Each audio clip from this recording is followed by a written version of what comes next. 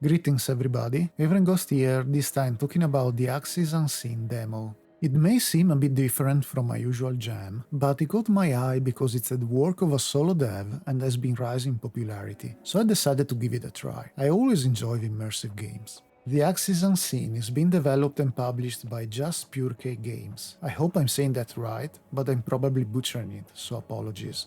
It's set to release on October 22nd. The developer, Nate Purkey, again apologies if I'm mispronouncing it, worked for Bethesda on a number of games, from Fallout 3 to Starfield. At first glance, this game may seem like a Skyrim stealth archer simulator, as some articles have labeled it, but I found some core differences that I want to point out. Yes, it's first person, and you use a bow, but for starters the difficulty is much higher.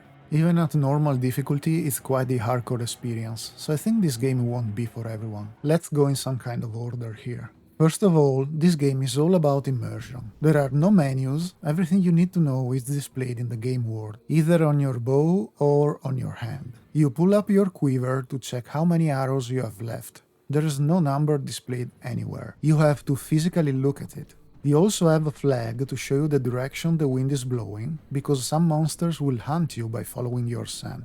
I got a power that showed me the movement of nearby monsters through a tattoo on my hand, which also changed color depending on their strength. It was super useful and gave me the same anxiety I felt playing a colonial marine in the Alien universe, constantly checking the motion detector for xenomorphs. Since the theaxisunseen focuses heavily on immersion, it also leans into horror themes and music plays an important part. The soundtrack not only reflects the developer's passion for heavy metal, but it's also an integral part of the game's unsettling vibe.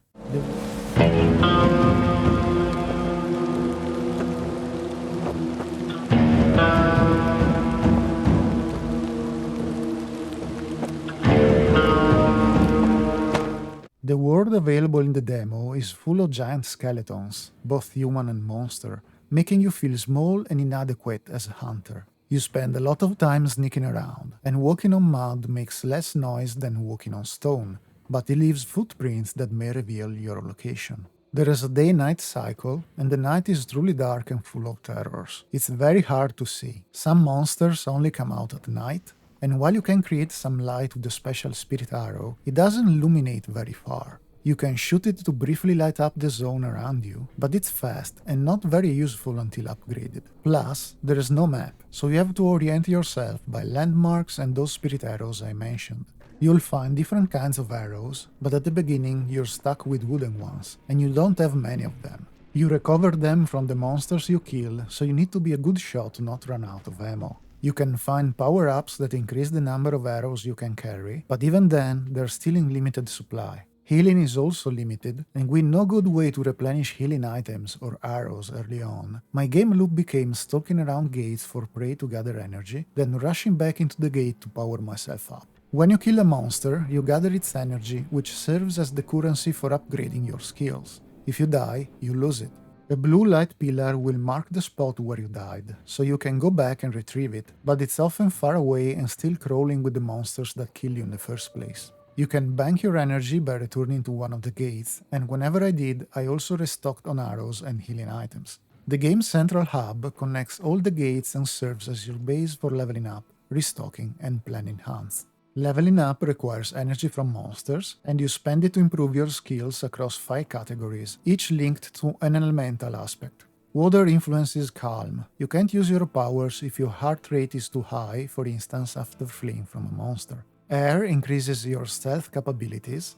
Earth boosts your health. Fire enhances your strength when pulling back the bowstring. And Spirit augments your magic. You interact with monoliths to upgrade them, and the cost rises as your skill level increases. There is also a journal that explains the world and the monsters, sometimes offering useful tips for facing them. Every time you kill a new monster, a statue of it appears in your central hub, and interacting with it adds its entry to the journal. These entries offer valuable insights, like how to kill the stag-like monster by puncturing its lungs, after which it will flee, leaving a blood trail that you can follow to finish it off or find where it ran to die.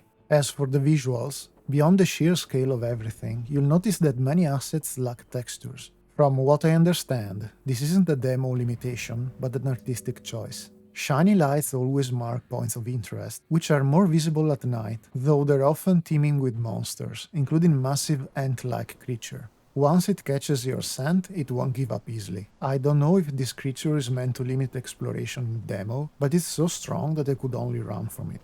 Other monsters include giant, grotesque stags, wolves, called werewolves, Bigfoots, and more. Each has its own behavior, and you must approach them differently, as the journal explains, making you feel like a true hunter, in a nightmarish world, of course. The game can be saved manually, but autosaves occur at intervals. I'm not thrilled by this, but it's a common feature in survival games. So, to summarize my thoughts on the theaxisunseen demo, it's a hardcore experience that won't be for everyone. It shows great potential, especially in immersion through its visuals, soundtrack, and the overall horror vibe, but we'll have to see how it all comes together at launch, on October 22nd. I don't know how long it will be, or what the price will be, but at times it felt a bit grindy, especially early on, as I was trying to level up by hunting lesser monsters near the gates. This concludes this short video about the theaxisunseen, just gathering some thoughts on a game that promises to be peculiar. As always, please like, comment and subscribe. It helps me reach more gaming enthusiasts around the world. And of course, thank you so much for watching, I really appreciate it. Take care of yourself and see you in the next video.